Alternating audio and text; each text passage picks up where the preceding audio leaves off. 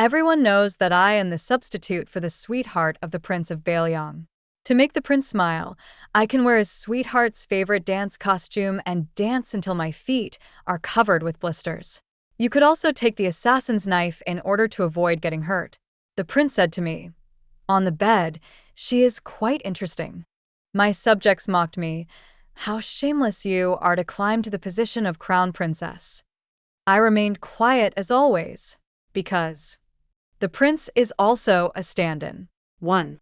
I had just finished taking a shower when Tuobalu came. The palace maids immediately withdrew tactfully, and I went forward meekly to help him undress. He had the familiar aroma of wine on him, which was the New Year tribute just sent from our southern Tang. I was also a tribute sent here 3 years ago. At that time, our 5,000 southern Tang tribute girls were sent to the northern Liang Iron Cavalry camp for the enjoyment of their soldiers. I wanted to commit suicide before being humiliated, but Tuobalu chose me.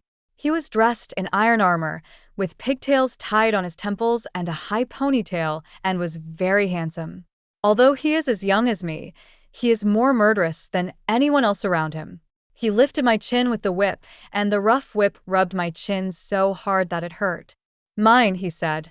These 2 words made the northern Liang soldiers who were fighting for me retreat one after another and remain silent. At that time, I didn't know that he was the young Prince of Beiliang, nor did I know that he chose me because I looked like his sweetheart.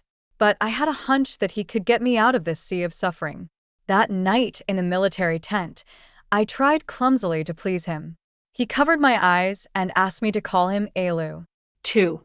The wine he drank today was called Baijuechuan, which carried too many memories for me.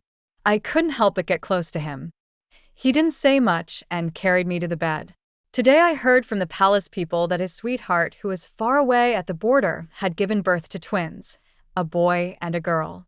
So I expected him to come. After all, he would come to my place every time there was news about his sweetheart.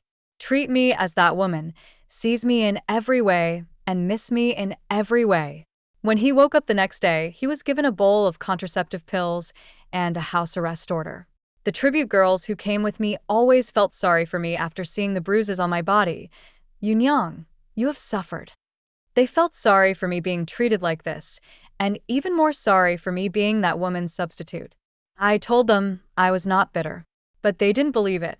The men of Beiliang were tall and strong, and not as gentle and considerate as the men of southern Tang, which made them miserable. But I'm telling the truth. I am not bitter, because I also treat Tuobalu as a substitute. He looks so much like my sweetheart, even his name sounds the same. I am with him as if I were with my beloved. My Chengtian is dead. 3. I had a dream about the last time I saw Chengtian. He returned from the border, having won a battle. The young general rode on a tall horse, full of vigor and enthusiasm, and acted ostentatiously. The women cheered for him, and the men applauded him. I squeezed in the crowd and looked at him. Our 2 families are from aristocratic families. He and I have been childhood sweethearts, and our parents had already arranged an engagement for us. He also saw me and smiled brightly at me.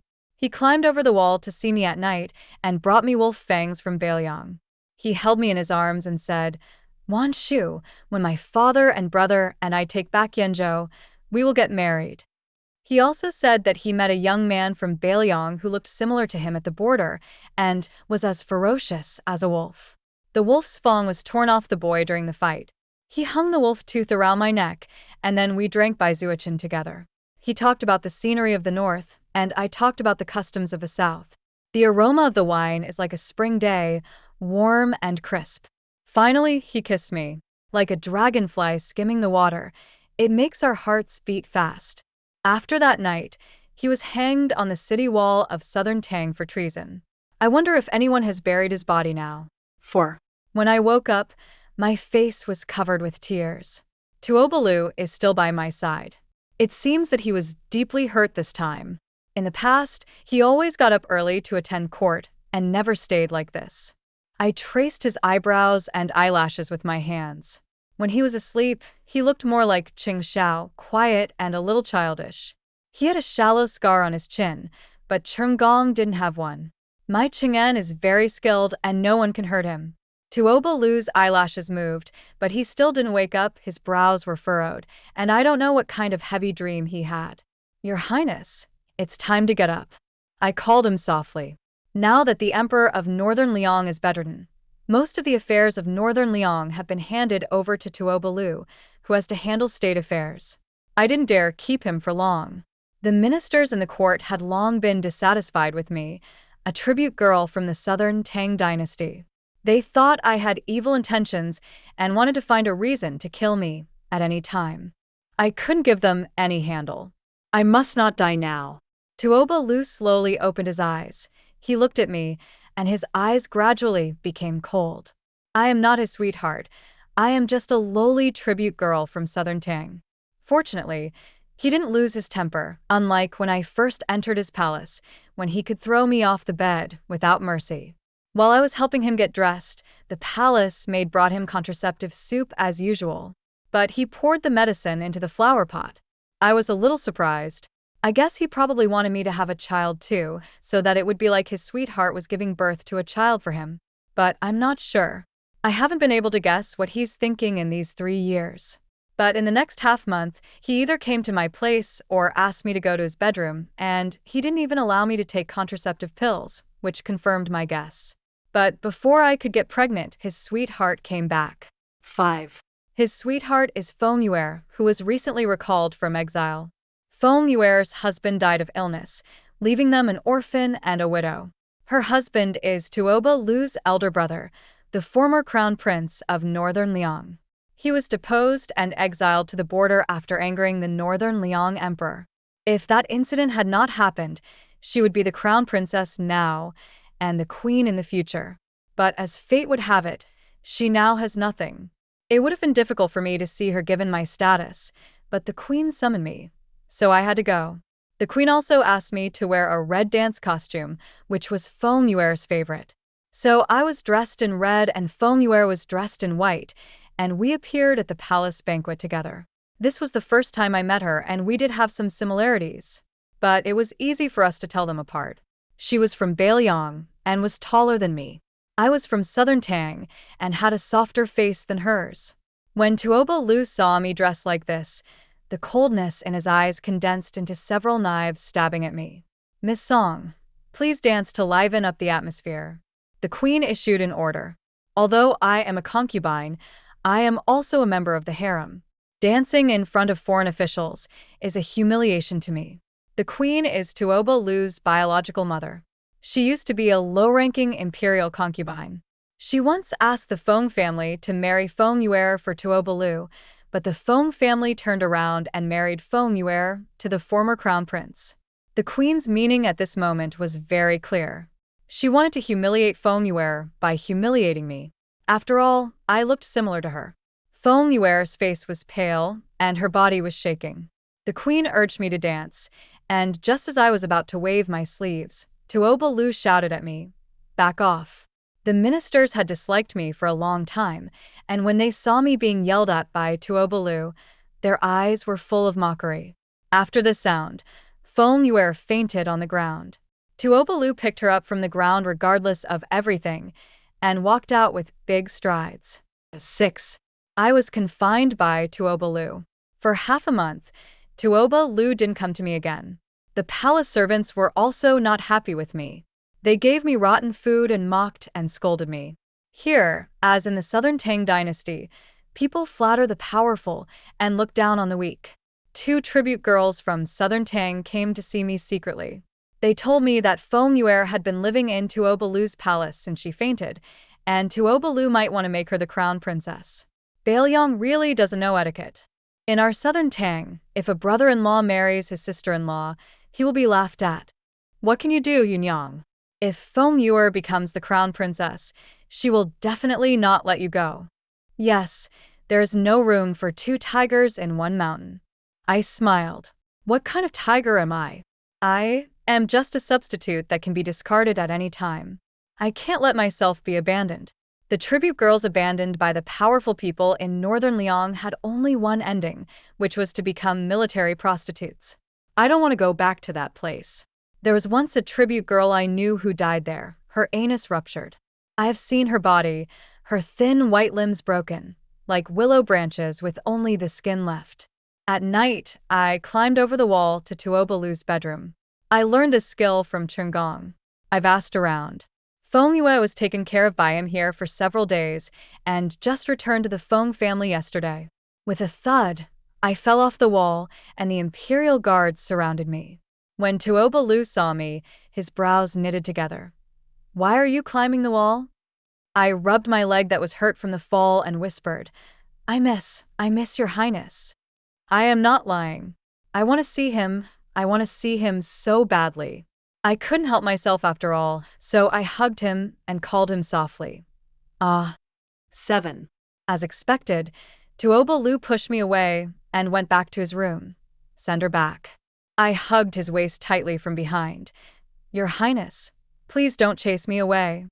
I clearly felt his body stiffen for a moment, and although he still pushed me away, the force was not as strong as before. After all, I have been so gentle with him for the past 3 years, just to make him have a little pity for me when I am in danger. He took a look at me and saw that I was not wearing shoes or socks. Although he still asked someone to send me away, he gave me a pair of shoes. I won the bet. Anyang is right, a virtuous woman is afraid of being clingy with a man. That's how she pestered my father, the coldest man in southern Tang, into marrying her, and she eventually gave birth to 5 of us children. The next day, the news that I had climbed over the palace wall at night to see Tuobalu spread throughout the palace and outside the palace. I was wearing thin clothes and dangling a pair of tender bare feet in front of him. People in the inner palace laughed at my coquettish tactics, and officials in the outer court laughed at me for being shameless. What is shame? Can it keep me alive? 8. When Feng Yuer came, I was painting Chengtian's portrait in the room. For some reason, when I think of him now, his appearance doesn't immediately appear in my mind. It was as if I were forgetting him. I was still wearing the shoes that Tuobalu gave me last night. Although they didn't fit me, I didn't take them off. Because of this pair of shoes, the palace servants brought me hot meals and gave me milk to drink. Feng Yuer was standing beside the table. She was wearing pink clothes today, which made her look much more charming. I greeted her. She looked me over and said, You do look like me, but I'm back and you'll die if you stay here. The women of Beiliang are indeed generous and straightforward in their speech. I have no words. She picked up the Chengtian I drew and looked at it. I heard that you tribute girls are also from noble families. I can send you back to southern Tang and reunite you with your parents. I shook my head and said loudly, I belong to the crown prince. I like his royal highness. I will not leave. As soon as I finished speaking, the servant of Tuobalu came in and said that the envoys from southern Tang who were delivering the annual tribute would leave tomorrow and that a farewell banquet would be held in the palace tonight, and asked me to go and perform a dance. I happily agreed and smiled at Feng Yuer. Princess, you have also seen that His Highness is thinking about me all the time. Feng Yuer gave me a cold look and walked away. Of course I was going to leave, but not through her. 9. At night, I wore a veil and danced for the envoys from southern Tang. During the banquet, each of the ministers of northern Liang held a tribute girl from southern Tang in his arms, eating grapes peeled by the girl's delicate hands and drinking fine wine fed by the girl. The envoys from southern Tang were also smiling, looking as if they were happy there and didn't want to leave. After the dance, Tuobalu called me over. He made me lie down beside him with his dog, and he would play with the dog and stroke my hair from time to time. Your Highness the Crown Prince has taken very good care of this wolf. A southern Tang envoy laughed drunkenly. Tuobalu smiled and said, Your Nan Tang beauties are not bad either. It's true that people born in fertile places are good. The envoys were delighted with the praise and toasted each other happily, not wanting to return to their homeland. I lay quietly on the ground, not moving a muscle. Your Highness, you look exactly like a young general of our southern Tang. If he were not dead, I would have thought you were him, said another envoy. Tuobalu paused while stroking my hand. Oh? Which young general is it? Pei Chengtian, Pei Feng's youngest son. Tuobalu nodded. It was him. I remember that the Pei family was executed by your emperor for treason, right? Yes, no. The envoy from southern Tang hesitated. Tuoba Lu held me in his arms, and I understood and fed him the wine. I tried my best to keep my hands from shaking, but a few drops still spilled. He glanced at me calmly and said nothing. After he drank the wine, he waved to the envoys and said, "My lords, I will tell you a secret." What secret? The envoys were very curious. He raised the corner of his mouth and said casually, "The Pei family has no dealings with our Beiliang at all. That was just a piece of false news that I spread. I didn't expect that your emperor actually took it seriously." The southern Tang envoys instantly fell silent and then laughed again. "Your Highness, you are joking. The Pei family is clearly collaborating with the enemy." "No. What I mean is that the Pei family has bad intentions. Your Highness does not need to make excuses for them," the envoy explained clumsily. Tuoba Lu looked at them sarcastically. "I am not joking. Your emperor would rather send 1,000,000 silver coins and these beautiful ladies than trust a loyal general." The ministers of northern Liang also laughed unscrupulously, and some even stripped the tribute girls' clothes in public. Tuoba Lu continued, "The next annual tribute, Beiliang will require 2,000,000 silver coins, 300,000 pieces of silk cloth, and 10,000 young girls." How can this be put together? Your Highness, could you be more tolerant? The envoys looked pale. "If you give me less, I will destroy your southern Tang dynasty." Tuoba Lu did not give any room for negotiation. The envoys smiled apologetically and did not dare to offend. One of them stared at me. I knew him. He was my father's student. His name was Chiwen, and he was also one of the officials who supervised the execution of our Lin family. Although I was wearing a veil, I was still afraid of being recognized, so I pretended to be shy and buried my face in Tuoba Lu's arms. Tuoba Lu also noticed it and asked Chiwen in a cold voice, "What are you looking at?" Chiwen replied, "I think it is a blessing from her past life that this woman can be favored by His Highness." Tuoba Lu put his hand on my waist ambiguously. "On the bed, she is quite interesting. I hope the tribute girl sent next time can be as sensible as this." Chiwen smiled and retreated, and I escaped. Tuoba Lu carried me to the back of the hall, separated from the foreign ministers by a curtain. I know what he's going to do. He wanted to humiliate me in front of the envoys from southern Tang, just like northern Liang was humiliating southern Tang. I subconsciously grabbed the bead curtain, not wanting to be treated like this by him. The ministers of northern Liang were laughing, the envoys of southern Tang were fawning, the tribute girls were delicate and submissive, and the soft music enveloped the imperial palace in the north. No one came to help me. 10. Behind the dim pearl curtain, Tuoba Lu was very emotional. The swaying face reminded me of Chengtian, who was hung on the city wall. When the biting north wind blew, Chengtian also swayed. The people were all cursing at him, throwing rotten vegetable leaves and filth at him, wishing they could eat his flesh and tear his bones apart. He hung his once proud head, his blood having already drained out. I stood in the crowd and watched the 17-year-old boy rot away bit by bit. Tuoba Lu said that he was just spreading false news, but 4 years ago, the Southern Tang court produced several letters, swearing that they were evidence of the Pei family's collusion with the enemy. The Pei family swore in blood that they would never betray the Southern Tang. My grandfather and father were also labeled as accomplices by the emperor, and their entire 9 clans were executed because they raised doubts. Even my elder sister, who was the queen, was given white silk. I originally thought that everything was framed by a villain. Now we understand that the real murderer is the emperor of Southern Tang. He is the king that the Lin family has worked so hard to protect, and the Pei family is willing to risk their lives to protect. After that, the imperial court increased taxes in order to pay annual tribute, and the people suffered terribly.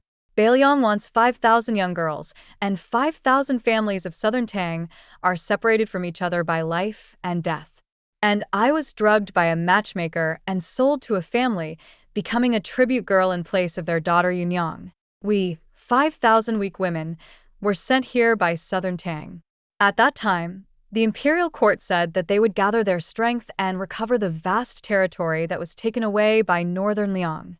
In the following 3 years, these 5,000 girls used their bodies to weave a gentle countryside to prevent the men from northern Liang from moving south. But now, I don't know how many of the 5,000 girls have died in northern Liang, while southern Tang is still living a life of drunkenness and dreams. They did not get any hope. Forever, no hope. 11. I turned my head and looked at the bright moon outside the window. The moon was just as cold as this on the day when the Lin family was raided. I was so playful that I returned home late and escaped the disaster. I was clearly hiding in the shadows, but my mother still saw me.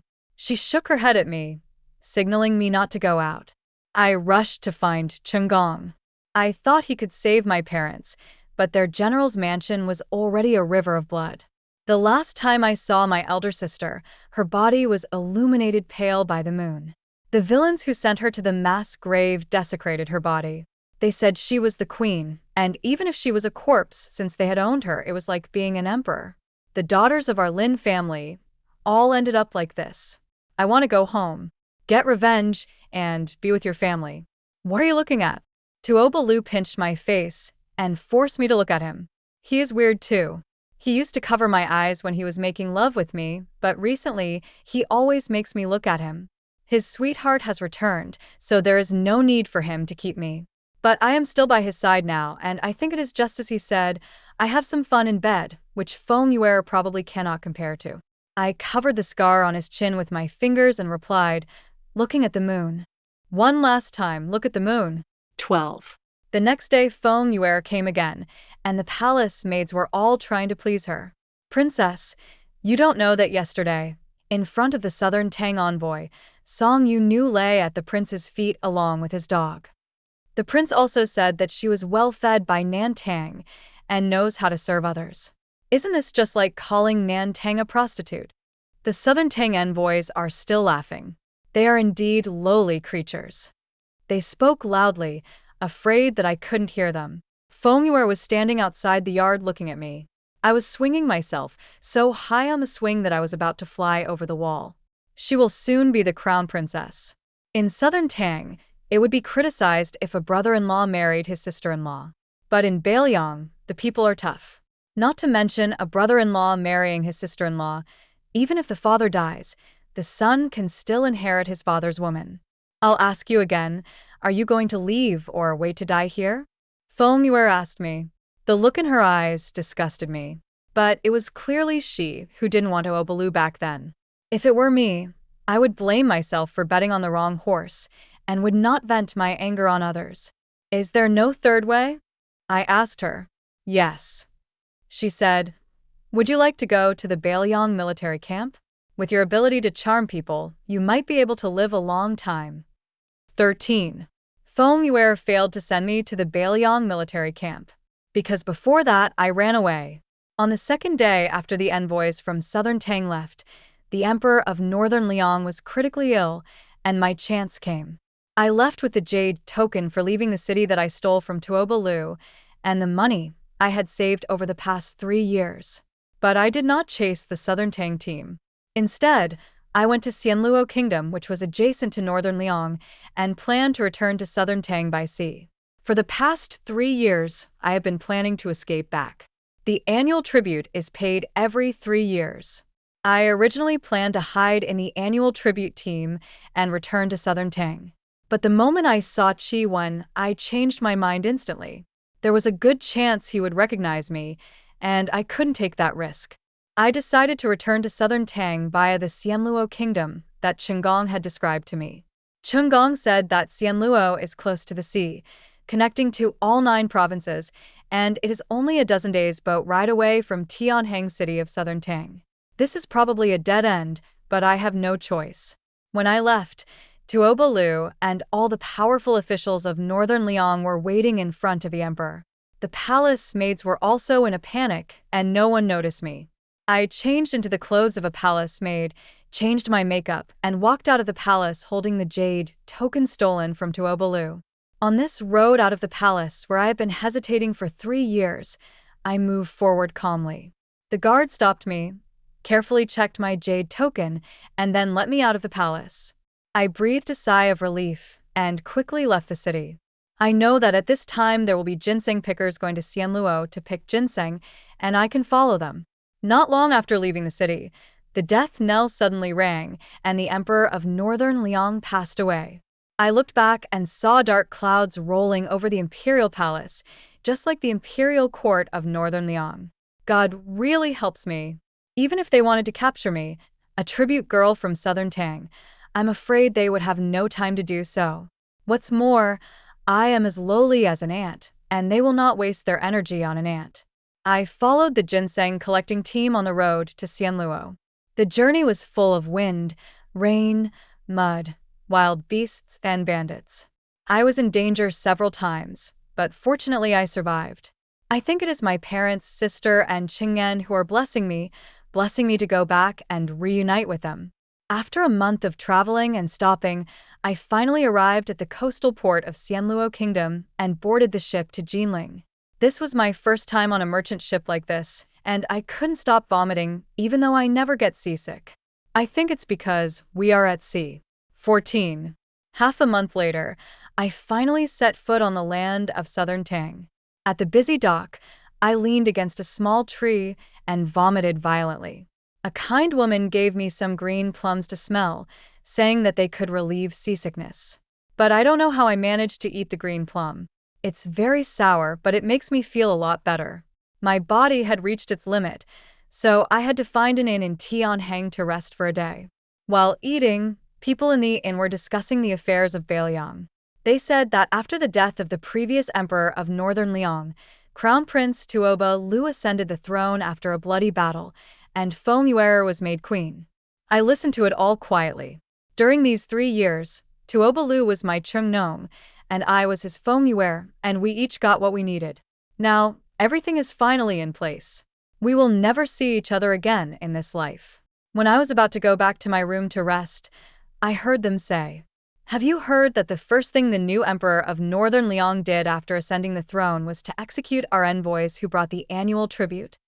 I heard that the envoy had left Beiliang for a few days, and they chased after him. 2 countries at war don't kill envoys, let alone before they even start fighting. How could Beiliang do this? Who knows? They have wicked ambitions. Yes, Tuoba Lu was ambitious by nature. When he asked for 2 million silver coins, I knew he would go south. Because Tang could not come up with 2 million silver coins, he was just looking for an excuse. I just didn't expect him to start a war so soon. I have to go to Jinling quickly, otherwise my enemy will die at the hands of Tuoba Lu. 15. 3 days later, I arrived in Jinling City. Chengtian, who is swaying on the tall city wall, is no longer there, and no one knows where his body is now. As the sun was setting, I finally returned home. On the long street, the Lin family's house had long been overgrown with weeds and was in a dilapidated state, with filth all over the door. When night fell, I went to the Pei family at the other end of the long street. The former home of the country had been burned down by a fire. I stood quietly in the night wind, and in the distance I could hear the sweet laughter of a singer. They may not know that the Northern Liang army is probably already crossing the river. A passerby stopped beside me, looking at the ruins and sighing. If the Pei family was still there, how could Beiliang take Dingzhou so easily? I was stunned. Dingzhou was an important line of defense for southern Tang. Once Dingzhou was broken, no one would be able to stop Northern Liang from moving south. Now that I think about it, General Pei might not have really collaborated with the enemy back then, said another person. Yes, but it's too late to regret. In less than a month, the Northern Liang army will probably be at the gates of Nanjing. The new emperor of Northern Liang is cruel and violent. It is said that he massacred people in Dingzhou for 3 days. If we cannot defend Nanjing, we will also suffer the same disaster. You and I should escape quickly. It turned out that it was Tuoba Lu who captured Dingzhou and massacred the people in the city. My stomach churned again, and I couldn't help but vomit again, but nothing came out. I knew I was definitely sick and might even be pregnant. I haven't had my period yet, but I didn't go to the doctor. I am a dying man.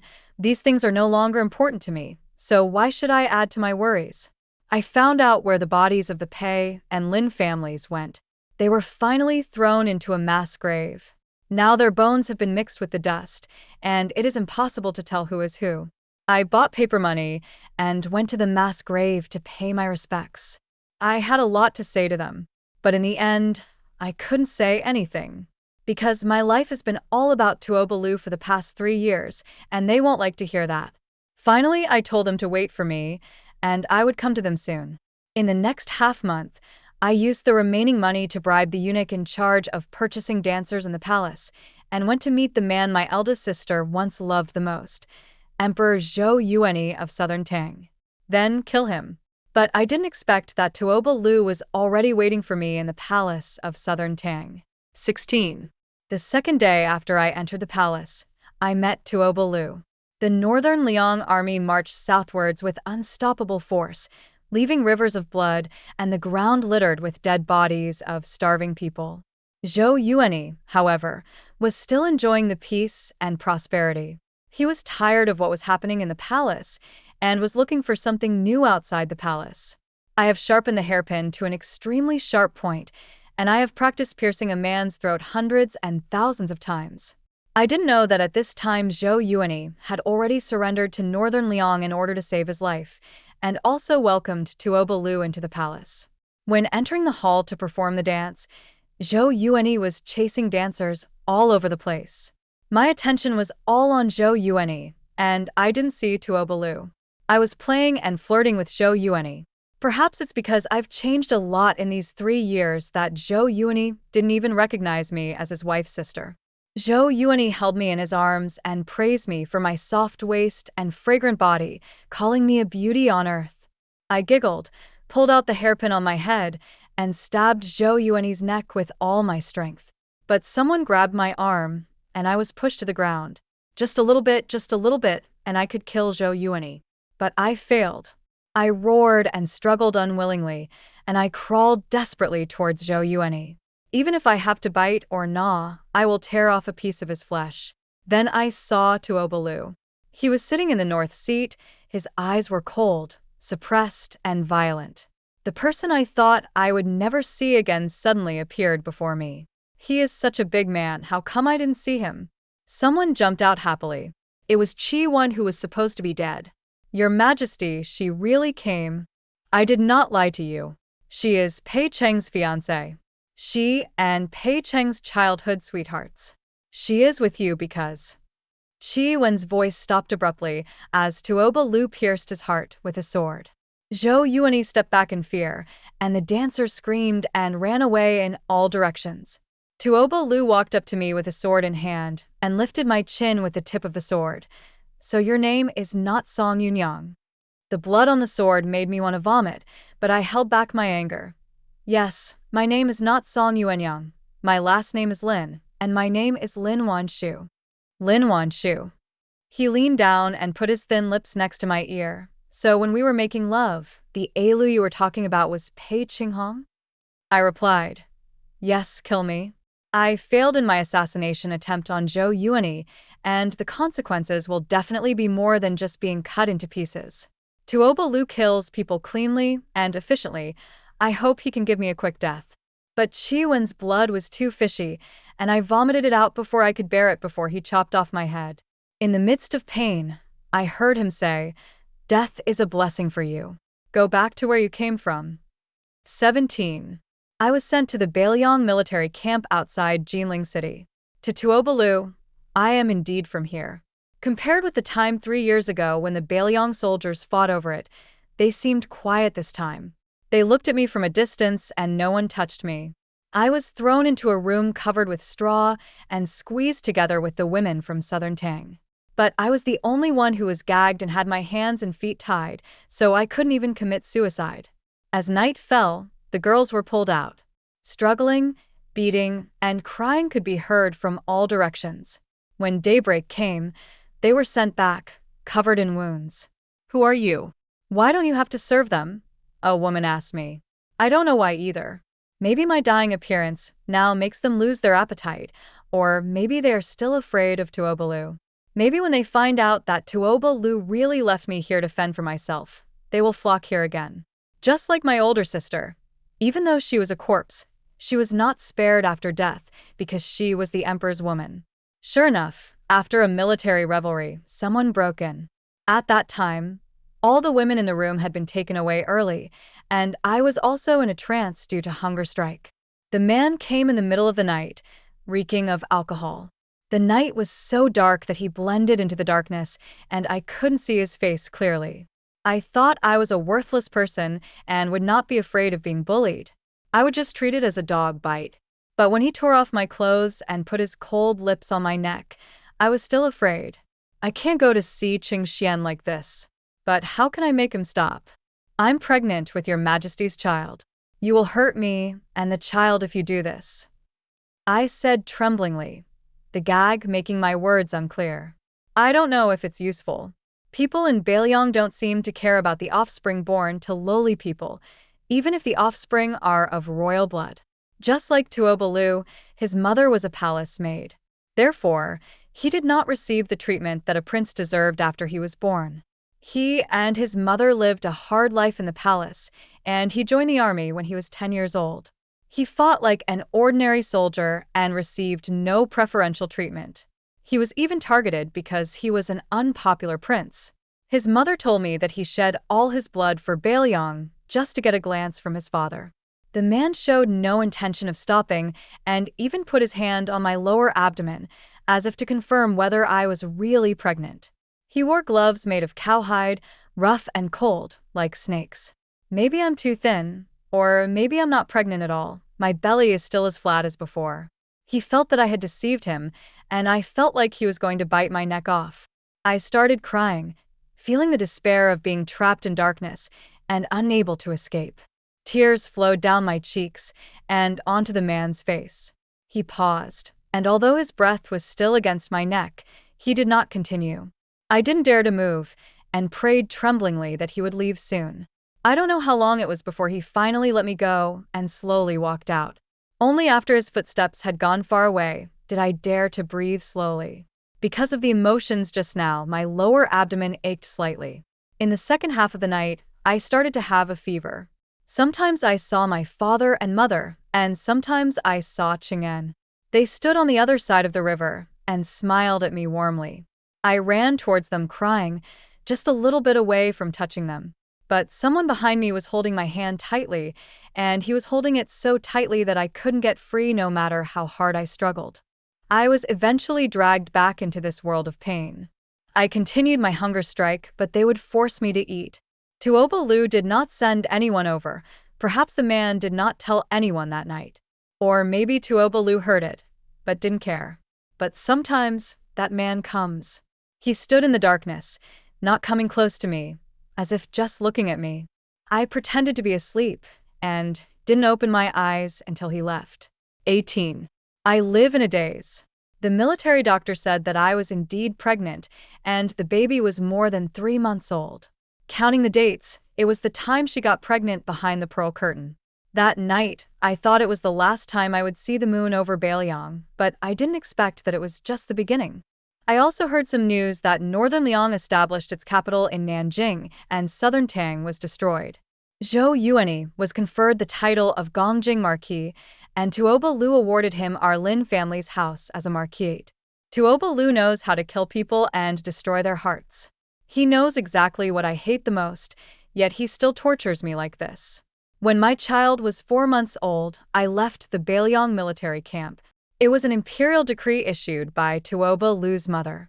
I was also given the title of Jiaoyi, a status second only to the empress, and was the first Han concubine since the founding of the Northern Liang dynasty.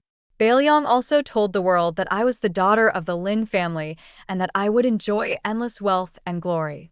I know that this is a means to win people's hearts. Governing a country is several times more difficult than flattening a country.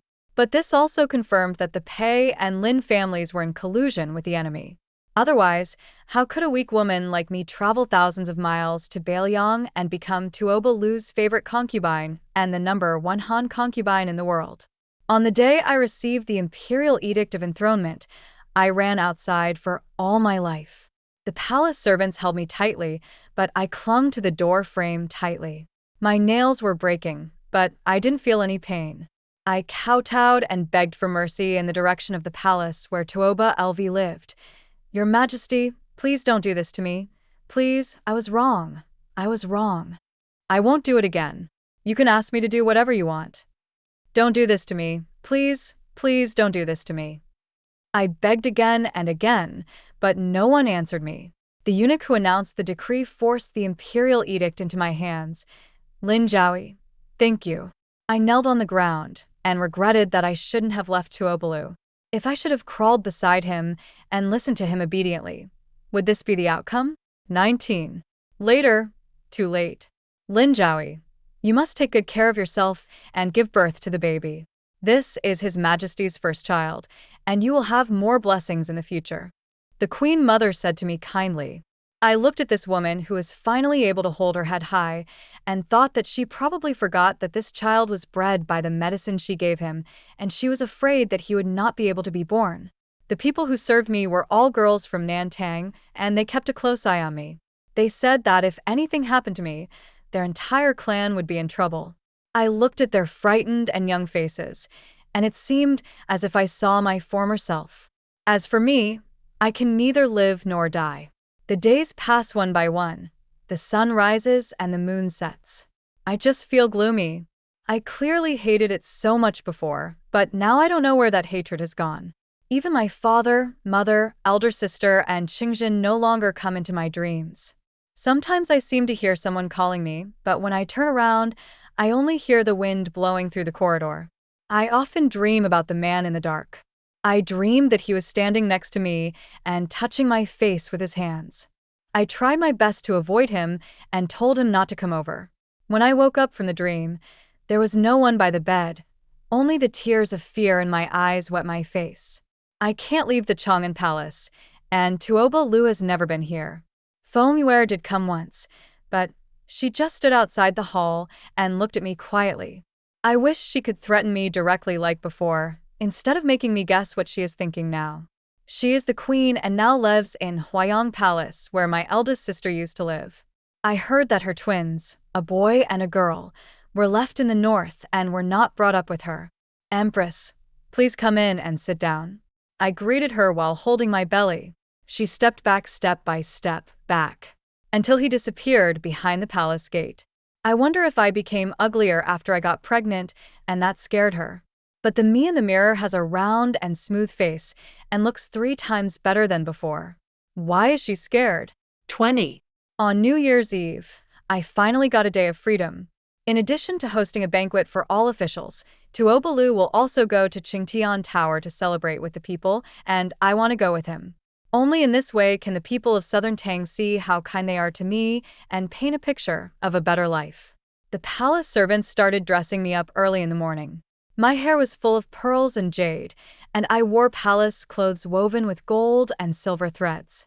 I didn't try to hide my belly, and they even tied a jade belt around my waist to outline the shape of my pregnant belly.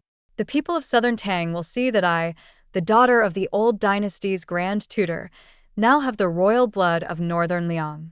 The baby is already 6 months old and is staying in my belly more tenaciously than I thought, with no sign of leaving. It was almost 4 months later when I saw Tuoba Lu again, and I felt a little scared. My broken nails have long since grown back, but they still hurt. I was supported by the palace servants and sat on his right, while Feng Yuer sat on his left. He leaned sideways and spoke to Feng Yuer, looking like a loving young emperor and empress. The old officials of southern Tang in the palace looked at me with different expressions: ridicule, contempt, hatred, hostility, and Zhou Yuanyi, staring at me coldly, as if their fate was caused by me. I looked at them and wanted to laugh, but I've been so lazy lately that I don't even feel like laughing. In the hall, tribute girls sent by various countries were dancing gracefully.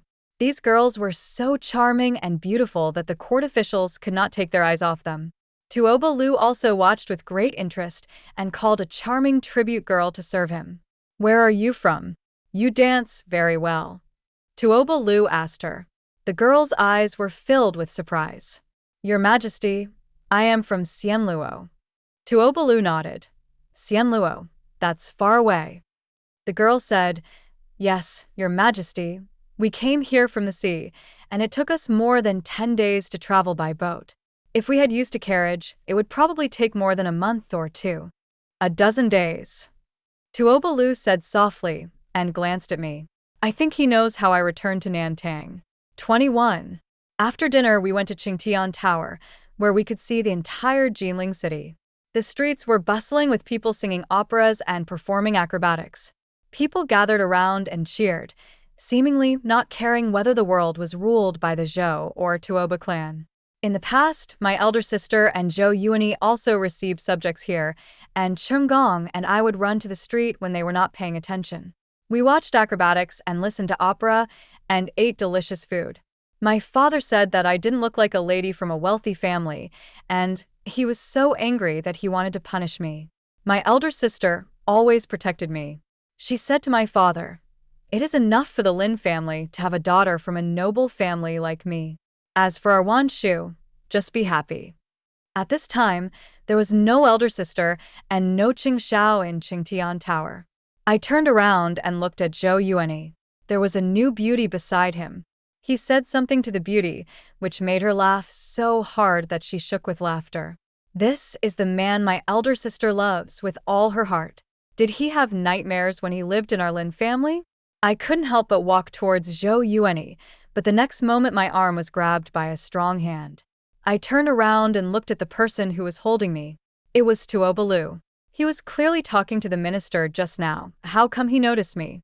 He held my hand and hid it in his wide sleeves, and continued chatting and laughing with the ministers. No one noticed what he was doing to me. Just like in the military camp of Northern Liang back then, the deputy general was reporting on military affairs outside the tent, and he was holding me in the tent, listening to me calling him a Lu in his ear. They are inseparable.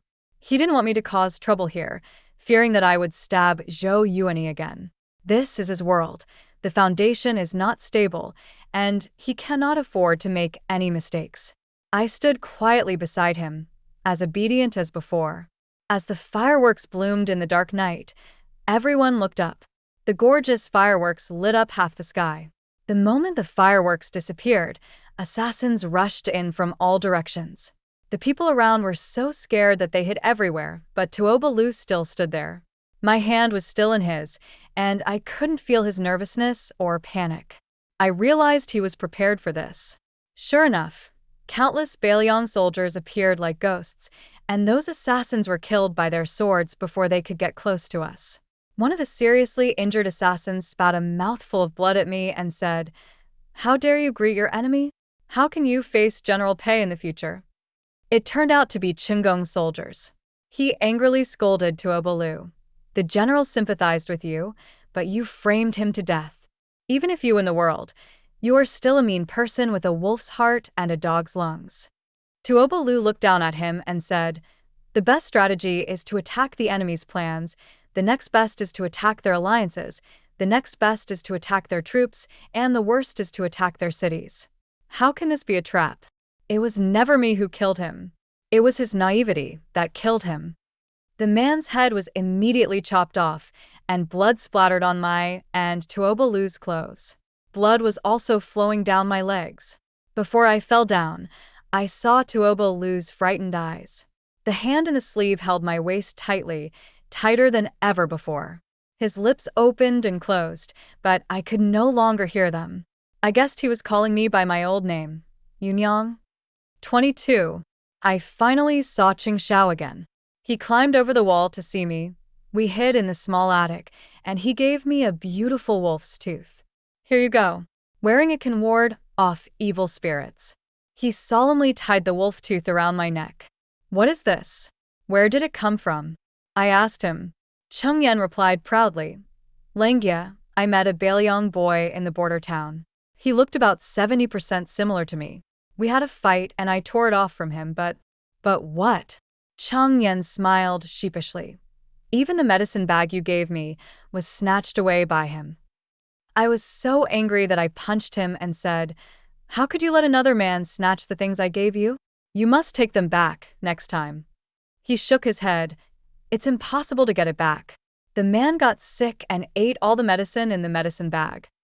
That's not for eating, that's for smelling. It's okay. He's recovered. The medicine worked. I felt a little uneasy. Doesn't that mean I indirectly saved an enemy? Chengtian touched my head and said, "The enemy is on the battlefield. Don't worry, as long as I am here, Beiliang will not be able to pass Dingzhou." I touched the wolf tooth and saw the word law engraved on it. I think this is the boy's name. Chengtian also talked about some things about this young man named Lu. He said that Lu was a very powerful young man who could kill the Wolf King with his bare hands, and that this Feng belonged to the Wolf King. He said Lu doesn't know how to drink, but Bai Juechuan from our southern Tang would get dizzy after just 2 sips. He also said that he had told Lu about me, saying that I was lively and beautiful, quirky, the cutest girl in southern Tang, and a beautiful girl who could amaze the entire northern Liang.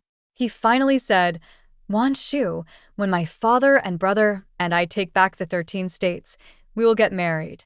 I grumbled, "It will take a very long time to take back the 13 states. If you don't want to marry me, just say so." He looked at me with a smile, then slowly stopped smiling and kissed me gently. "Wan Shu, I dream of marrying you." My blushing face is more red than the crabapple blossoms in spring. At that time, none of us knew that the boy named Lu was Tuoba Lu. Little did we know, our 3 lives had become intertwined. When Tuoba Lu from the Northern Liang army appeared before me a year later, I knew he was the young man Chengong had mentioned. Even if he didn't choose me, I would find a way to stay with him. It's not just because he looks like Chengtian, but also because I know that if I follow him I can survive and live until the day I can escape. How could a man who could kill the Wolf King with his bare hands be a mediocre person? I knelt gently and obediently at his feet and hid the wolf Feng forever in the soil of Beiliang. 23. When I woke up, it was snowing. The palace maid said I was in a coma for 3 or 4 days. I touched my belly, and the baby was gone. The child, who was induced to be born by drugs, died the day before the New Year. Don't be sad, Your Majesty. You are still so young, and you can have children with His Majesty. The palace maid comforted me. I looked at the snow outside the window in silence until Tuoba Lu came in. All the palace servants left, leaving only him and I. He brought me some medicine, but I didn't want to drink it. He continued to feed me. "If you drink a sip of medicine, one of those people outside can survive." I replied, "Everyone will die." He put down the medicine and stood up. I thought he was going to leave, but unexpectedly, he pulled me up and held me in his arms, pinching my mouth and forcing the medicine into my mouth. I was choking and coughing. Before leaving, he stroked my lips with his fingers. "Lin Wan Shu, whether you live or die is up to me. You haven't paid me back for what you owe me." I looked at him and asked, "What do I owe you?" I don't feel like I owe him anything. I am his Feng Yuer, and he is my Chengtian. We each get what we need. He just looked at me coldly and didn't answer me. After that, the palace maids watched me more closely, and the imperial doctors were always on standby. When it was time to take the medicine, Tuoba Lu would appear and make me drink it in the same way. The Queen Mother came to see me later and gave me many precious medicinal herbs. She still said the same old thing. "Take good care of yourself, you will have children again, and your blessings are yet to come." Feng Yuer also came and said she was going back to Baidu for a while. She also said, "Lin Zhaoi, sometimes people shouldn't live too soberly." I don't know whether she is sincere or not, but she really left to see her children who were raised in Baidu. 24. Maybe it's really because I'm young, my health is gradually getting better. It's just that I'm always sleepy and spend most of the day sleeping. No dreams again, and I still feel tired when I wake up. When the crabapple blossoms bloomed, the imperial physician said that I had fully recovered and could serve him in bed. The palace maids carefully dressed me up and were all happy for me. Tuoba Lu came at night, but he didn't let me sleep with him immediately. He just sat under the lamp and read the Book of Han. I heard that Nanzhao also came to pledge allegiance recently after he massacred a city of Nanzhao. A man with blood on his hands, reading a book written by a weak man. The candlelight flickers, as quiet as flowing water. Now I was no longer gagged or tied up with ropes, and the palace gates were open, but for some reason I didn't have the strength to run. As I turned the pages of the book slowly, I felt sleepy again, even though I had slept for a long time in the afternoon. I leaned on the edge of the bed and fell asleep in a daze. I don't know how long after, there were cold lips on my neck, biting my throbbing jugular vein like a puppy, just like the Beiliang soldiers who came that night. Although this time was gentler than then, I still trembled with fear. My hands were on my waist, and even though I wasn't wearing leather gloves, they were as cold as that night. I pushed them away in panic, but then I saw the familiar bed curtains and the pair of large, joyous Feng Yuer dolls that the palace maids had placed at the head of the bed. This is in the Chengtian palace, not in the military camp. That man cannot enter Chengtian palace. That man was Tuo Balu. He let me go when I was crying, came to see me when he thought I was asleep, and knew that I wanted to kill Zhou Yuani even when he was chatting and laughing with the ministers. He was always by my side, always watching over me. Why would he keep looking at me? Awake. Tuo Balu's voice was close to my ear, and then he bit my shoulder. There is an ugly scar there from when he was attacked, and I blocked it for him without hesitation. At that time he asked me, "Why do you want to block for me?" I cried and bled and replied, "I don't want you to die." I didn't tell a lie at that time. He looked so much like Chengtian during that period of time. When he occasionally smiled, his lively eyes and eyebrows made it seem as if Chengtian was standing in front of me. But I couldn't save Chengxiao, so I saved him instinctively. I covered the ugly scar with one hand and put my other hand around his neck and replied, "Yeah, you're awake. I'm not sleepy anymore." I heard the sounds from the corridor again, the surging crowd, the scene of my youth. The bed curtains embroidered with a picture of 100 children fluttered like butterflies in the wind. The spring rain lasted all night long, and I don't know how many delicate crabapples fell. 25. When I woke up, Tuo Balu had already gone to court. The Queen Mother summoned me to have tea, saying that the spring weather in the south was beautiful and I should go out for a walk more often. When it was almost sunset, the Queen Mother asked me to have dinner with Tuo Balu. I did not refuse and waited for him in his bedroom. There was a book on the desk. I picked it up and flipped through it, and I was stunned. This is Nanjing Jishir, written by my father. The book describes how the people should live and work in peace and contentment, the contradictions and conflicts between southern Tang, northern Liang, and other countries, and also proposes some measures for improvement and remediation. When his father gave this book to Zhou Yuani praised it on the surface, but the next day the book appeared in the palace toilet. My eldest sister went to find Zhou Yuani angrily, but Zhou Yuani was having fun with the palace maids. But now, Tuo Balu has turned the book so many times that the edges are curled up. I don't know when he started reading it and how long he has been reading it. There is a passage in the book that he annotated with cinnabar. Those in high positions do not have to stick to the rules and do what a gentleman should do. A wise man once said that the best strategy is to attack the enemy's plans, the next best is to attack their alliances, the next best is to attack their troops, and the worst is to attack their cities. If you can confuse the enemy with a single word, you can conquer them without any effort. I read this passage tremblingly, remembering how Tuo Balu said that a lie he told caused the southern Tang to become suspicious and wipe out the 9 clans of the Pei and Lin families, and remembering what he said on Chengtian Tower. The best strategy is to attack the enemy's plans, the next best is to disrupt their alliances. He is moving forward step by step according to my father's plan. Without using a single weapon, he wiped out all 9 clans of the Pei family. After 3 days of massacre, he forced southern Tang and Nanzhao to give up resistance, submit letters of surrender, and become his subjects. I slowly put the book back. An arrow shot by my father when he was ambitious hit his heart many years later. His family also paid the price with their lives. We are all chess pieces on the chessboard of fate, moving forward along the line guided by fate. Only Tuo Balu jumped out of the chessboard and became the person playing the chess. When Tuo Balu came back, I was teasing the goldfish in the pond. The fish were fat and lovely. He saw that I looked a little awkward for a moment and asked, "Have you been watching the fish here?" I nodded. Yeah, always. He seemed to be relieved. Come in, it's windy here.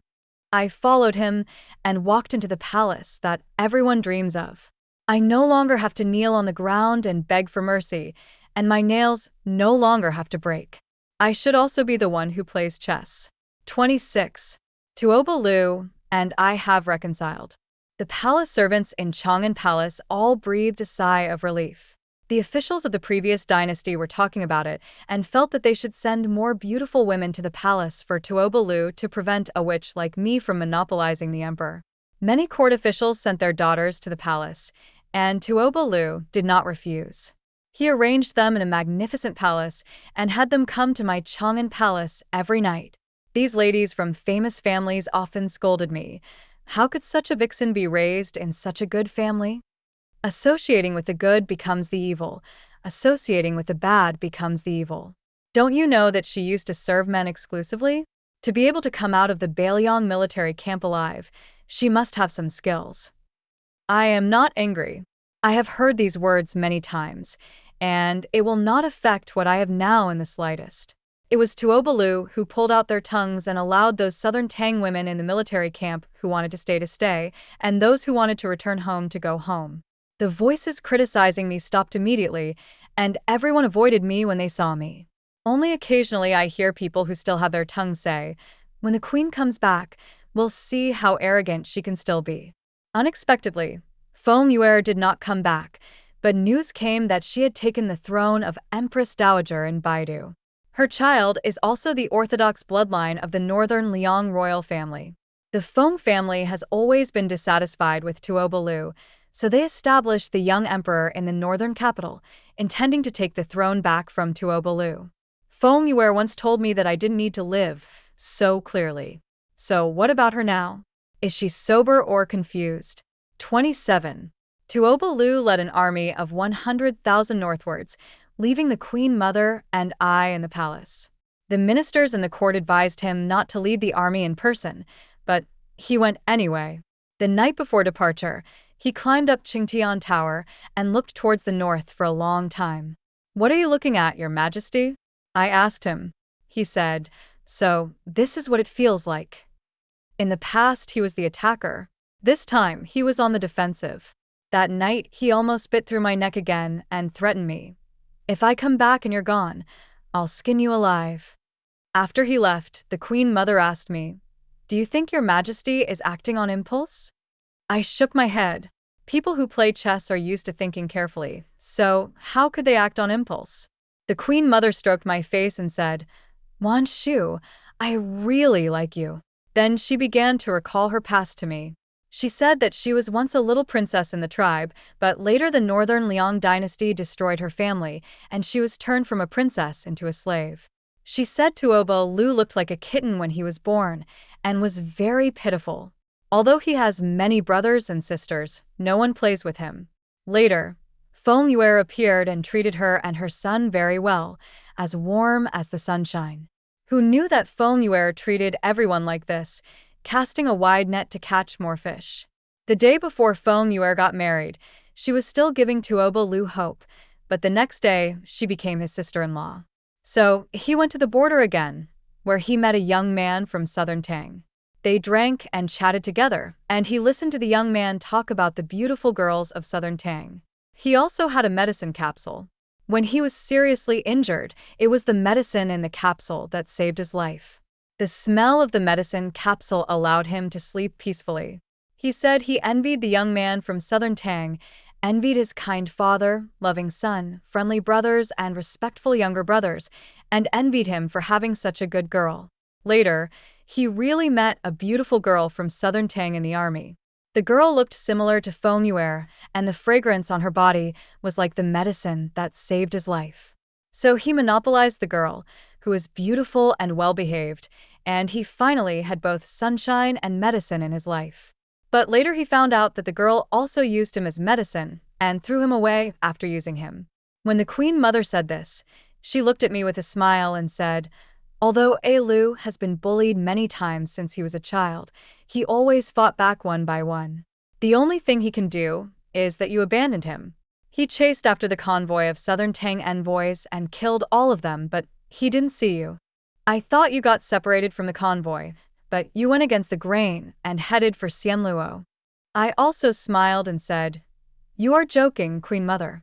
"I am just enjoying the blessing of the Queen Mother." The Queen Mother asked me, "Do you still mistake His Majesty for General Pei?" I replied, "No." So, you see, after a while, even people who look alike can be told apart. I can tell the difference, but so what? The Queen Mother finally said to me, "Wan Shu, although the death of others is precious, please also have mercy on the person in front of you. Maybe there will be another world." On the way back, I looked at the scorching sun in the sky. I prefer the sun to medicine. The medicine is too bitter. Although it can cure the disease, it is not as good as the warm sun. 28. I returned to the Lin family, bringing with me the people I trained. When Tuoba Lu was around, he didn't let me touch Zhou Yuani. Now that he is finally gone, distant water cannot put out a nearby fire. I am still alive and have finally waited for this day. I stood at the door for a long time before I went in. The house that was once prosperous and wealthy is now almost a haunted house. There were talismans everywhere in the house, especially in Xiolo, where my oldest sister once lived, which was sealed tightly with red lines from front to back. "So you are afraid too?" I asked Zhou Yuani with a smile. Zhou Yuani looked at me tremblingly. "Your Majesty promised me not to harm my life. If you dare to hurt me, you will die." I said, "Oh," pulled out the hairpin on my head and played with it in my hand. He finally got a little scared, probably because he remembered the ghost-like look I showed when I tried to assassinate him. "If I die, the world will be in turmoil. You have to consider the people," he said righteously. I replied, "Everyone will die. The emperor will die, and the common people will die. It doesn't matter whether you die early or late." I also said to him, "When the underworld sees the people from my Pei and Lin families, remember to kowtow to them and apologize for your pitiful self-esteem." The Southern Tang dynasty established the crown prince by appointing the eldest son as the heir, but Zhou Yuani was an exception. He was born out of wedlock and had ambitions. In order to win over our Lin family, he pretended to be deeply in love with my elder sister. Later, the crown prince was deposed, and he became the crown prince by relying on the Lin family. After ascending the throne, he became suspicious, always feeling that others saw through him. He was also afraid that his throne would be taken away, so he was on guard at all times. In order to sleep well, he started killing people. There were 36,000 people from the 9 clans of the Pei and Lin families, from white-haired old men to newborn babies, and he spared no one. Finally, he was able to fall into a sound sleep. At that time, I had thought about luring the northern Liang army southward to crush the cannibalistic southern Tang. But in the end, it was defeated by the scorching sun in the sky. I don't want to dirty the place that Chengtian guards, although it was a mistake in the end. I pointed the hairpin at Zhou Yuani's throat and inserted it inch by inch. His throat gurgled and he struggled desperately. The suffocation and pain made his eyes full of fear. The hot blood flowed on my hands. It was sticky and disgusting. I continued to push until only the tip of the hairpin was left sticking out of my throat. 29. The Queen Mother finally arrived. She looked at Zhou Yuani's body and sighed to me. How foolish. I bowed to her and walked out of the Lin family step by step. I went to the Jinling city wall, looked down from the top of the wall, and saw Chengtian again. He was not hanging there, but riding on a horse. He laughed and said loudly, "Wan Shu, I'm here to pick you up." I wanted to climb over the wall, but was held back by the palace servants. I returned to the palace and found Chang'an Palace locked with all doors closed. It was the Empress Dowager's decree.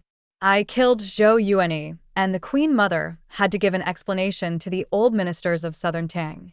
I don't care anymore. I just want to sleep. During this period, I heard from the palace people that Tuoba Lu destroyed the Feng family and took back the northern capital. Feng Yuer committed suicide, and Tuoba Lu did not kill the 2 children. But I saw Feng Yuer. She came back and stood in the corridor of Huayang Palace. When she saw me, she said, "I have the will, but I can't help myself. My husband is also a man of integrity, but he is straightforward and outspoken, which makes him offend people all the time. Wan Shu, you should just go back to being Yunyang. After I woke up, I felt that it was not a dream, as if she had said the same words to me before. I slept longer and longer than ever before, so long that the palace servants had to check my breathing. Later, the palace gate was finally opened, and Tuoba Lu came back. He smelled of dust, and the people around him were busy. In a daze, I heard someone say, "The breath that kept her alive has dissipated. She has run out of steam." Tuoba Lu didn't believe it, but when I left, she was still fine. Yes, I was fine at that time, and I let him have a good time. Otherwise, how could I make him leave quickly? I couldn't hear clearly what was said afterwards. Tuoba Lu started to force me to drink medicine again, which was so bitter that I couldn't swallow it at all.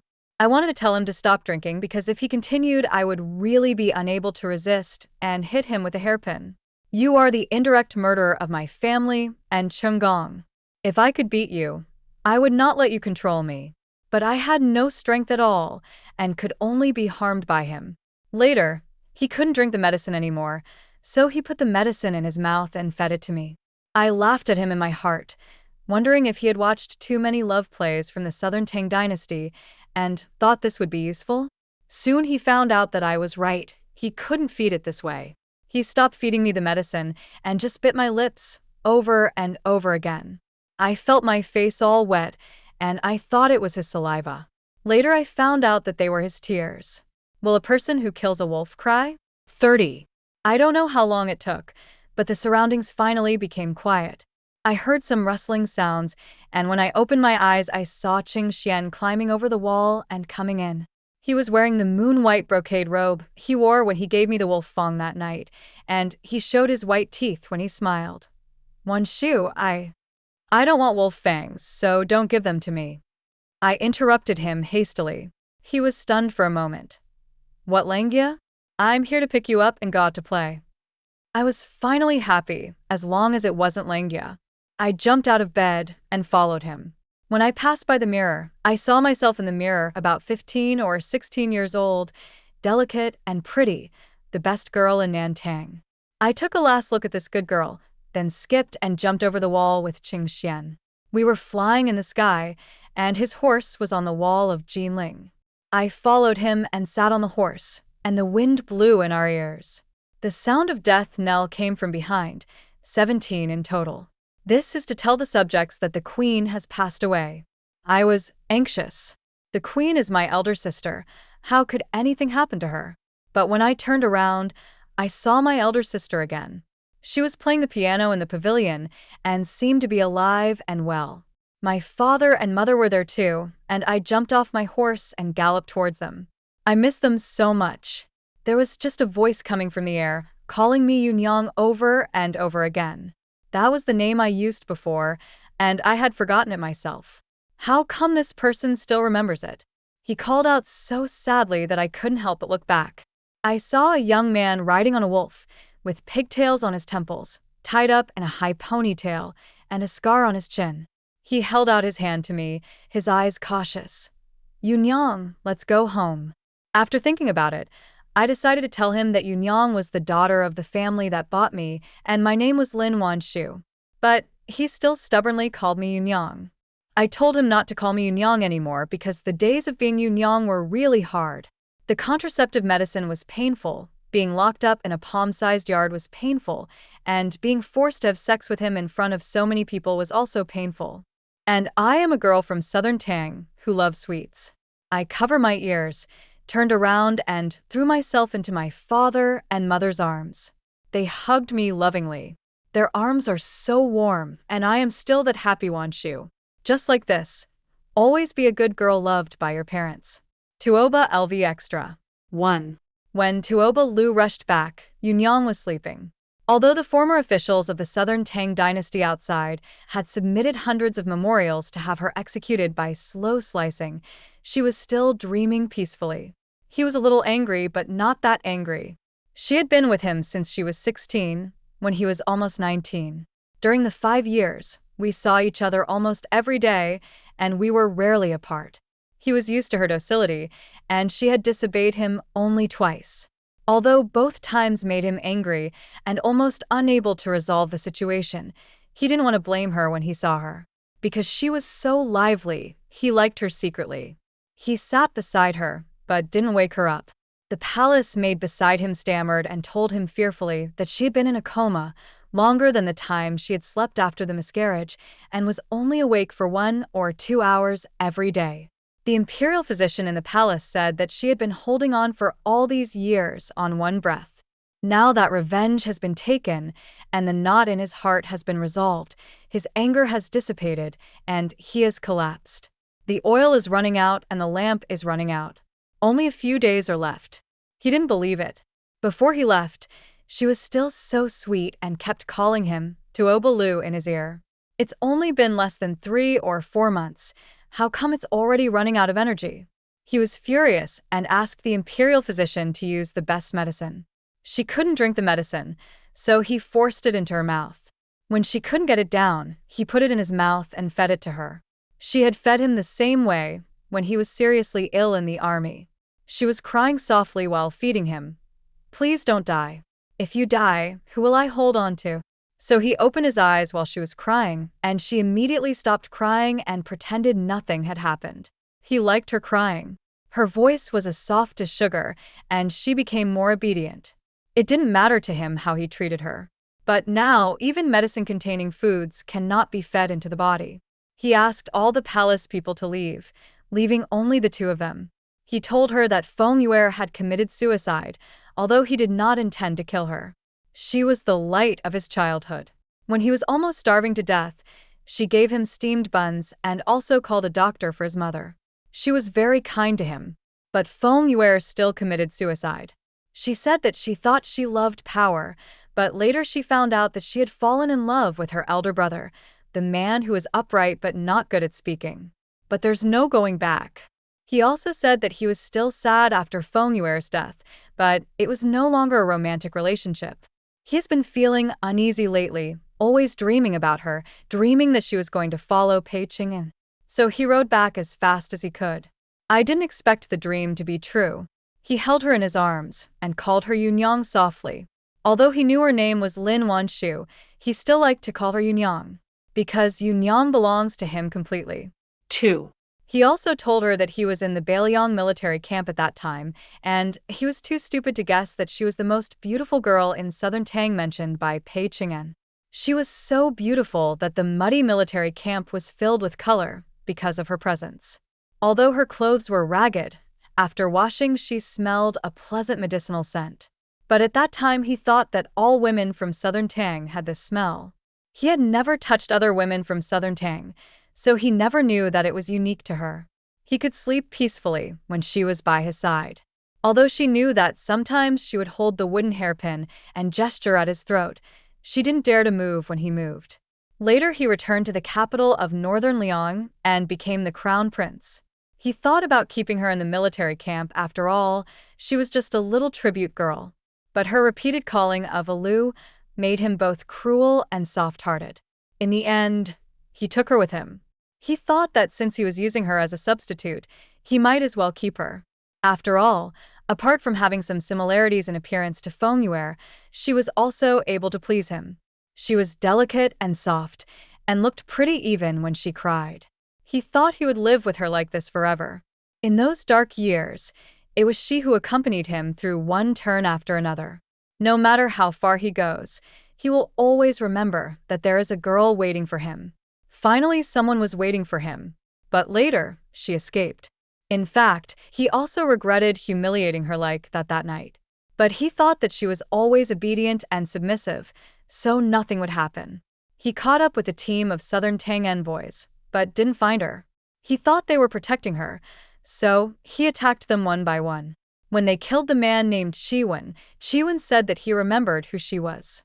She was Pei Chengtian's fiancée, and that they had been childhood sweethearts and were about to get married. Only then did he realize that he was a substitute, Pei Chengtian's shadow. The sweet and soft Alu she called was never referring to him, but Pei Chengtian. Angry? Of course he was angry. He was so angry that he wanted to strangle her to death. He has been working hard to prove himself, to prove that he is also a good son of Beiliang and wants everything from his father. He paid so much for it, suffered so many injuries, and shed so much blood. But she could not see Tuobalu and only treated him as another man for 3 whole years. But looking at the vast wasteland, I was afraid that she would die in the wolf's mouth. Chiwen said that she knew the truth about the extermination of the Pei and Lin families, and she would definitely go back for revenge. He believed it immediately and marched south all the way to Dingzhou. The people of Dingzhou are really tough, but it's a pity that the commander defending the city is a useless one. If it were Pei Chang'an, he might not be able to win. Thinking of Pei Chang'an, he felt a little regretful and even hoped that the young man was from Beiliang. 3 or 4 years ago, he was gathering military intelligence in Dingzhou. He couldn't stand seeing the local thugs bullying the elderly, so he took action. Although he saved the old man at that time, the strong dragon could not defeat the local snake, and he was stabbed by those people in retaliation. He continued running while covering his wound, and met Pei Chang'an halfway. Pei Chang'an could tell at a glance that he was from Beiliang, and they started fighting. Pei Chenggong pulled out his wolf fangs, and he also pulled out Pei Chenggong's medicine bag. "You are injured. If you continue fighting, it would be unfair for me to win." Pei Chang'an stopped on his own initiative. He didn't want to fight and quickly fled into the alley. The wound was bleeding at that time, and he only had a medicine bag with him. So he bit open the medicine sachet, not caring what was inside, chewed half and swallowed it, and put the other half on the wound. Unexpectedly, the bleeding stopped. It was obvious that the medicine bag was carefully embroidered by a girl. The medicinal fragrance on it was soothing, and it seemed that the wound was not so painful anymore. Later, the medicine bag was accidentally lost, but on the day it was lost, she was sent to the military camp, so he did not go looking for the medicine bag. Having her is enough. That time, he and Pei Chang'an got acquainted after a fight, and they met several times later. Pei Chang'an invited him to drink with Bai Juechuan from southern Tang. He invited Pei Chang'an to eat meat, which he roasted himself, and his cooking skills were no worse than those in the restaurant. Those few short days were the happiest days of his life. But the enemy is still the enemy after all. He grew up in the Shura field and knows the rules of survival well. Unlike Pei Chang'an, who was carefree and unrestrained, only knew how to kill enemies on the battlefield, but was unaware of the wickedness of human nature. It is a taboo to be more successful than your master, but unfortunately the Pei family is too confident and naive. A lie from thousands of miles away led to the extermination of their clan. 3. When he said this, she moved in his arms. He didn't dare to say anything. Pei Chengtian was her Achilles heel. Touching him would cost her life. Her body felt a little cold at this time, just like the night he went to the military camp to see her later. He had already decided never to see her again. She didn't care about him like that. When she came to assassinate Zhou Yuanyi, he was sitting there so obviously, but she didn't notice him at all.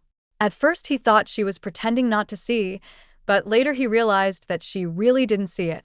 "Because I don't care, I won't watch it." "Want to crush her?" "Of course I do. I wish I could break her bones." Especially when he asked her if she mistook him for Pei Chang'an, she admitted it without any hesitation. Even if she hesitated for a moment, he wouldn't be so angry. He threw her to the military camp, but asked his trusted men to send her there. Those people knew that she was his woman, so naturally they didn't dare to touch her. I thought she would beg for mercy like before, but she just tore and bit Zhou Yuanyi. Later he went to the military camp, drank and met her. Want her too. He was at the age of youth and full of vigor, and she had raised him to be very picky, so he looked down on other women. Even marrying Feng Yuer made him feel uncomfortable. He also wanted to give her a way out. After all, he was still her concubine and had the canonization document. It is only natural to serve him. But she said she was pregnant with his child and asked him not to hurt her. She didn't recognize him and mistook him for another man. He touched her belly and found no bulge, so he thought she was lying to him. He bit her hard as punishment, thinking that this would let her know it was him. But she still didn't recognize him. She just cried, her tears all over his face. He is indeed just a substitute. He could see her at a glance. Yet she couldn't recognize him even in such an intimate moment. If she wasn't really pregnant, he thought he would never pay attention to her again. Definitely not. After confirming that she was pregnant, he named her Joey and let her live in the most quiet Chang'an palace. He and his mother had always lived a hard life, so he would never let her and the child suffer at all. He gave her the highest honor, but she cried and begged him to let her go. She felt that this would convict her family and the Pei family of treason. He knew it, but he did not take back the canonization. Zhou Yuani asked for peace and surrender, and he could not kill him at this time. Otherwise, it would be even more difficult for Nanzhao, Nanyue, and Xianluo to surrender. He and she still have a long time to live together, and one day he'll get what she wants. After that, she didn't want to see him, so he could only wait until she fell asleep to see her, but he would leave in a hurry when she was about to wake up. 4. New Year's Eve was a happy, yet sad night for him. If he had known that she would meet Pei Cheng's subordinates that day, he would never let her go. Although she still wanted to kill Zhou Yuani, when he held her, she did not struggle, but stayed with him obediently. Under the gazes of so many people, he couldn't help but hide her in his sleeves. Even though it was just holding her hand. He never knew that he could be satisfied so easily. He used to want to swallow her whole, but now holding one of her hands was enough for him. He decided to stay in her Chang'an palace tonight and have a good talk with her. But the assassin scolded her, and she had a miscarriage. It was a fully grown little girl, still breathing when she fell. But she was too small and too weak, and she slowly grew cold in his arms before she could even cry. The queen mother told him not to be sad, as they were both still young, and as long as she took good care of her health, they would have another child soon. But she refused to take the medicine and looked at him with indifference. He then force-fed her and threatened her. At first she struggled, but later she stopped. She always slept for a very long time. Fortunately, her health gradually improved. He should have realized at that time that being in good health did not mean she was really well. She was still sick, but the imperial physician could not diagnose her illness, and there was no medicine to cure it. The day she was allowed to sleep with him again, she was indeed not in the mood. He then read under the lamp and waited for her to get ready. Unexpectedly, she fell asleep. He couldn't remember how many times she ignored him. He didn't want to spoil her anymore. He buried himself in her neck. She smelled so good. Both her skin and hair had a faint fragrance. She woke up. Unexpectedly, she responded this time. She even called him by his name and no longer mistook him for Pei Cheng'an. That night they seemed to have returned to the days in the military camp, full of affection and inseparable. In the following time, they loved each other more and more, like fish in water and birds in the forest. He also doubted her, but in the end, those doubts gradually dissipated in her gentle embrace. When he went to quell the rebellion, she still killed Zhou Yuani with a method that was so cruel that it was unlike her. All the tenderness she showed him was a lie. She had never forgotten Pei Cheng'an, nor had she ever expected anything from him. He was still in the same miserable state. Pei Cheng'an left a wound on his chin, and she left the wound in his heart. Maybe this was karma for how he had treated her. 5. The wind blew the door open. He had already sent the palace maid away, and he was about to get up and lock the door, but she woke up. With crescent-shaped eyes, he looked at the door and called out, "Ailu." He thought she was getting better, but she said, "I don't want wolf teeth. Don't give them to me." Wolf Fong. He remembered that Pei Cheng'an had pulled out his wolf Fong, and he thought Pei Cheng'an would throw it away, but he unexpectedly gave it to her. It turned out that he had been with her for a long time. She spoke towards the door, but there was no one there. She got up, dressed herself up, combed her hair into a bun like a girl, and then walked out happily. He hugged her tightly. He knew she was having a last gasp, but he still wanted to keep her. When the emperor is angry, corpses will float for thousands of miles. He roared at the door, and the murderous imperial guards surrounded the Chang'an palace in an attempt to drive away the demons and monsters who came to take her away. This seemed to work, and she calmed down and let him carry her back to bed. But her breathing became weaker and weaker, and her body became colder and colder. He could only call her over and over again, Yunyang. On the last night in Beiliang, she said she was looking at the moon, but she didn't know that he was also looking at her, and she was also his moon. But he grew up in the mud, and even he thinks he is dirty, and he doesn't believe that he will have his own bright moon. When he wanted to catch the moon, it was too late. She finally opened her eyes and looked at him, mumbling something.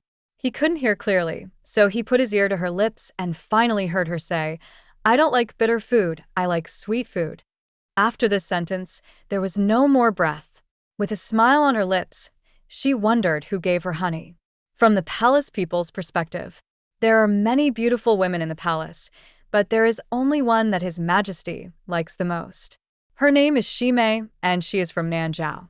She knows how to make incense, and Your Majesty is reluctant to leave whenever he goes to her place. According to people who have smelled the incense, it can connect yin and yang and allow one to see the dead. We thought that His Majesty must want to see the queen. The queen mother hated Shimei very much, saying that she had ulterior motives. She wanted to sentence her to death several times, but His Majesty saved her every time. Shimei became arrogant because of the favor she received, and gradually rose from a small tribute girl to the position of a beauty. But she was not satisfied. She wanted to be a Jowie. She said that she did not dare to covet the position of empress, but she heard that His Majesty once had a favorite concubine, Jowie, who was favored even more than the empress. She doesn't want status. She just wants to be pampered. We told her that Jowie was the posthumously conferred empress, and that she was His Majesty's weak spot, so she'd better not touch it. But she didn't believe it. She opened the Chang'an Palace, stepped into the Chang'an Gate, and said that His Majesty would definitely reward her with his palace. As a result, she was skinned and dismembered that night. As we said, His Majesty is terrible. But without the incense made by Shimei, His Majesty became even more terrifying. He said his bones hurt so much that he stabbed himself with a knife. He always says he saw Yunyang, but we don't know who Yunyang is. The Queen Mother also shed tears when she saw this, and kept complaining about the injustice. Later, the Empress Dowager issued an imperial decree to tie up His Majesty, and His Majesty began to cry out in pain, sometimes in his bones and sometimes in his heart. It is rumored that the Tuoba clan is the son of God, so each of them is born with extraordinary handsomeness.